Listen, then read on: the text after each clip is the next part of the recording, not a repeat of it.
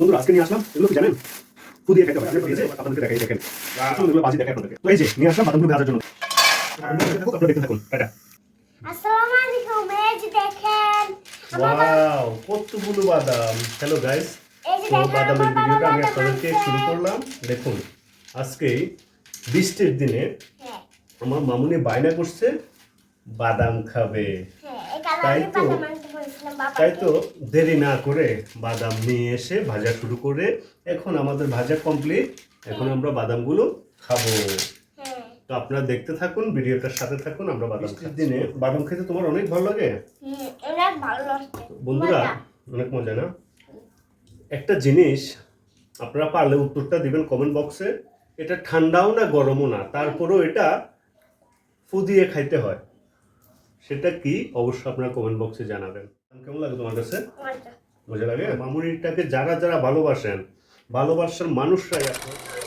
Like comment share করে দিবেন বন্ধুরা আপনারা দেখতে থাকুন আমরা বাদাম খাচ্ছি কি হেভি মিষ্টি মিষ্টি মতো মিষ্টি বাদাম কি মিষ্টি হয় মিষ্টি মতো মিষ্টি বৃষ্টির মধ্যে মিষ্টি খাচ্ছে তাই না না বৃষ্টির মধ্যে আমরা বড় বড় বাদাম খাচ্ছি বাবা একটা প্রশ্ন করছি বন্ধুদেরকে যারা উত্তর দিতে পারবে তাদের জন্য থাকবে বেশি বেশি ভালোবাসা গরমও না ঠান্ডাও না তারপরেও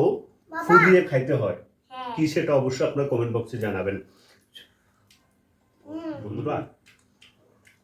বাসা নোংরা হয়ে যাচ্ছে ওই দিক দিয়েও আমার খেয়াল আছে নোংরা হলে তো আবার বকা দিবে তাই না হ্যাঁ আমার পিতা জিউর করবে আসতে বলো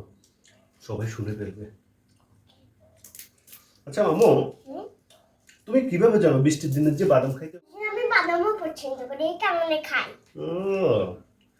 বৃষ্টির দিনে তুমি বাদাম পছন্দ করে এই কারণে তুমি বাদাম খাও তুমি একটা কেকও আনছিলা ও, বন্ধুরা আমি একটা কেকও আনছি সেটাও মনে রাখছে আমি যখন বাইরে ছিলাম ডিউটি শেষ করে বাসায় আসতেছি তখন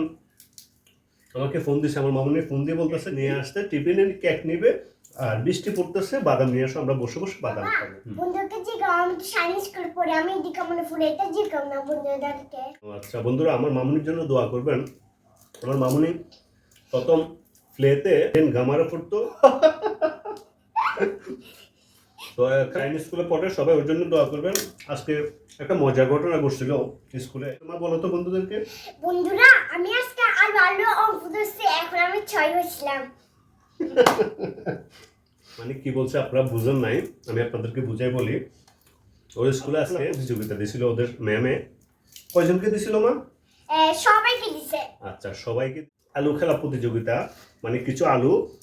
ঝুড়িতে টুকরিতে রাখছিল ওইখান থেকে নিচে পড়েছিল আমার একজন দিছে একটা একটা পলিথিন দিছে আর আলুগুলো ঝুড়িতে রেখে দিছে 8টা ঝুড়িতে ঝুড়িতে না, ফলি ব্যাগে। ফলি ব্যাগে রেখে দিছিল ওইখান থেকে যাইয়া কে কার আগে কতগুলো আলু ফলি ব্যাগে ঢুকাইতে পারে আবার ঢুকাইয়া ম্যামের কাছে জমা দিছে না বন্ধুরা 1 2 3 4 5 6 7 আমি অঙ্ক পাইছি